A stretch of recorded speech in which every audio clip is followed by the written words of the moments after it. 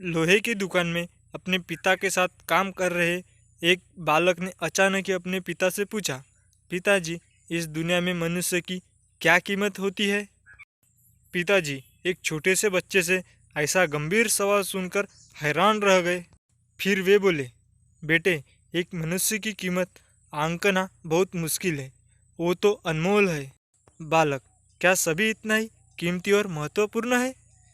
पिताजी, हाँ बेटे। बालक कुछ समझा नहीं।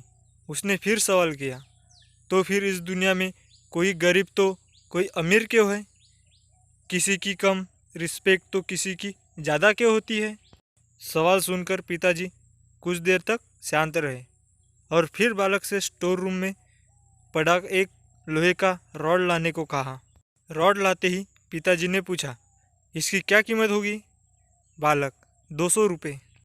पिताजी, अगर मैं इसके बहुत से छोटे छोटे कील बना दूँ तो इसकी क्या कीमत जाएगी? बालक कुछ देर सोचकर बोला, तब तो ये और महंगा बिकेगा, लगभग 1000 रुपये का। पिताजी, अगर मैं इस लोहे से घड़ी के बहुत सारे स्प्रिंग बना दूँ तो? बालक कुछ देर गणना करता रहा और फिर एकदम से उत्साहित होकर बोला, तब तो इसकी कीमत बहुत ज़्यादा हो जाएगी। फिर पिताजी उसे समझाते हुए बोले, ठीक इसी तरह मनुष्य की कीमत इसमें नहीं है कि अभी वो क्या है, बल्कि इसमें है कि वो अपने आप को क्या बना सकता है अथवा शक्ति होती है। हमारा जीवन हमेशा संभावनाओं से भरा होता है।